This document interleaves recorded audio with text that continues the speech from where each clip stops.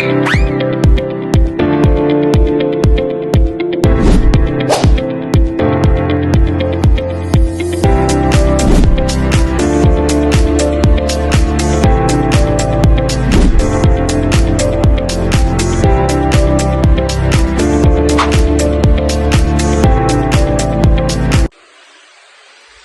pagi dan salam sejahtera bagi kita semua. Yang terhormat dosen pengampu mata kuliah Bahasa Indonesia, Ibu Eni Mardianingsih, MPD. Di sini kami akan mempresentasikan tugas ujian akhir semester Bahasa Indonesia yang berjudul Preeklamsia pada Ibu Hamil. Sebelumnya kami akan memperkenalkan diri. Perkenalkan, saya Agustina Agustin sebagai moderator. Saya Mariana Yulisara sebagai penyaji materi. Saya Fira Yulianti sebagai penyaji materi. Saya Ida sebagai penyaji materi. Latar belakang dari preeklamsia. Preeklamsia merupakan salah satu masalah utama karena preeklamsia mempengaruhi sistem dalam tubuh. Preeklamsia terjadi ketika hipertensi atau tekanan darah ditemukan lebih dari atau sama dengan 140 per 90 mmHg dan protein uremia ditemukan pada 300 mg atau 24 jam sekali. Rumusan masalah itu yang dibagi menjadi 4. Yang pertama, bagaimanakah definisi preeklamsia? Yang kedua, bagaimana diagnosis preeklamsia? Yang ketiga, bagaimana cara penanganan preeklamsia? Yang keempat, penanganan preeklamsia. Tujuan yang kami ambil dibagi menjadi 4. Yang pertama, mendeskripsikan definisi preeklamsia. Yang kedua, mendeskripsikan diagnosis preeklamsia. Yang ketiga, mendeskripsikan penyebab terjadinya preeklamsia. Yang keempat, mendeskripsikan cara pencegahan. Yang kelima, preeklamsia dan penanganan preeklamsia. Definisi preeklamsia, kondisi di mana peristiwa timbulnya hipertensi disertai dengan protein urea mengganggu invasi sel Trabolas pada beberapa iteri spiralis di miotrium. Adapun jenis-jenis preeklamsia, yang pertama, preeklamsia ringan. Kenaikan tekanan darah diastolik 15 mmHg atau kurang lebih dari 90 mmHg dengan 2 kali pengukuran berjarak 1 jam atau tekanan diastolik sampai 110 mmHg. Yang kedua, preeklamsia berat.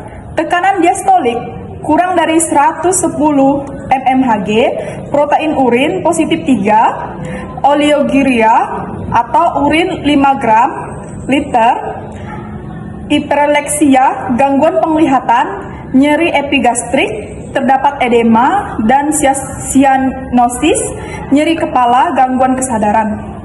Penyebab preeklamsia. Riwayat preeklamsia seorang wanita yang memiliki riwayat preeklamsia atau riwayat keluarga dengan kasus preeklamsia, maka akan meningkatkan resiko terjadinya preeklamsia pada kehamilan yang dialaminya. Faktor risiko preeklamsia.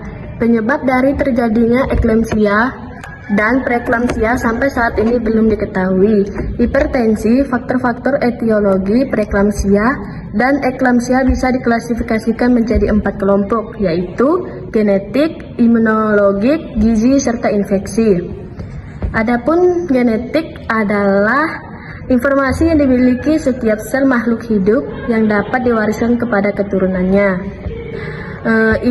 Imunologi adalah sebuah studi yang berkaitan dengan sistem kekebalan tubuh. Kehamilan ganda, kasus preeklamsia dan eklamsia pada umumnya lebih sering terjadi pada wanita yang mengandung bayi kembar 2 atau lebih.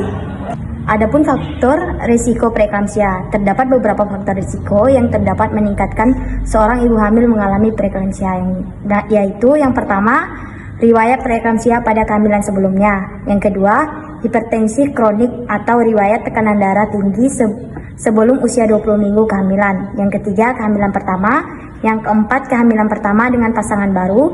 Yang kelima, usia lebih dari 40 tahun. Yang keenam, ras preeklamsia paling sering terjadi pada wanita Afrika atau Amerika dan Hispanik serta sedikit pada wanita Asia. Yang keenam, obesitas. Yang ketujuh, kehamilan ganda atau lebih. Yang ke-8, jarak yang terlalu lama dari kehamilan sebelumnya atau kurang 10 tahun. Yang ke-9, memiliki kondisi medis tertentu seperti diabetes tipe 2, penyakit ginjal atau lupus. Yang ke-10, kehamilan yang terjadi dengan bantuan atau inseminasi atau bayi tabung. Primigravida pada wanita yang memiliki kasus primigravida, proses pembentukan antibodi penghambat atau blocking antibodies belum sempurna. Hal ini disebut yang meningkatkan resiko terjadinya preeklamsia. Epigastrium adalah bagian regio abdomen yang terletak di bagian atas lambung. Nah, bagian epigastrium terdiri dari lambung, hati, pankreas, usus 12 jari, limpa, dan kelenjar adrenal. Epigastrium dapat terdorong ke atas ketika seseorang sedang bernapas karena adanya kontraksi diafragma. Diagnosis preeklamsia. Preeklamsia seringkali ditemukan saat janji prenatal rutin ketika dokter kandungan memeriksa kenaikan berat badan, tekanan darah, dan urin ibu. Bila dokter mencurigai preeklamsia, ia bisa merekomendasikan beberapa pemeriksaan berikut.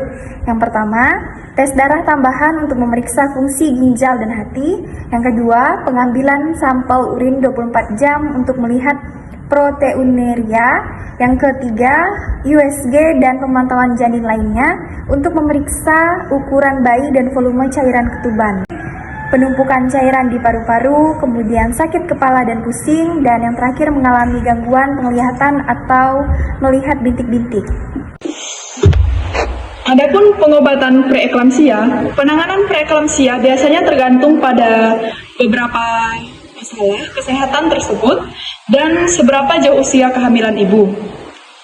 Untuk bila usia kehamilan ibu sudah hampir cukup bulan, 37 minggu atau lebih, penanganan preeklamsia yang bisa dilakukan adalah dengan melahirkan janin yang berada di dalam kandungan. Sebelum proses kelahiran, biasanya ibu akan diberi beberapa obat-obatan, yaitu obat penurun tekanan darah, obat penambah hormon steroid untuk membantu proses pematangan paru pada bayi. Namun, obat ini baru bisa memberikan efeknya apabila diberikan paling sedikit dalam 48 jam. Untuk obat anti kejang perlu diberikan karena ibu dalam kondisi preeklamsia sangat mudah sekali jatuh ke dalam kondisi eklamsia. Saat ibu mengalami eklamsia, ia akan mengalami kejang. Namun, bila preeklamsia berkembang pada awal kehamilan, ibu akan dipantau secara ketat dalam upaya memperpanjang kehamilan, sehingga memungkinkan janin untuk tumbuh dan berkembang. Ibu mungkin perlu melakukan lebih banyak janji prenatal, termasuk pemeriksaan ultrasound, tes urin, dan pengambilan darah.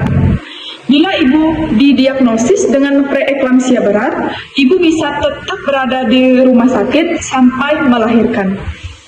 Adapun cara penanganan preeklamsia, penanganan kejang beri obat antikonvulsan, perlengkapan untuk penanganan kejang, jalan nafas, sedotan, masker oksigen, dan oksigen.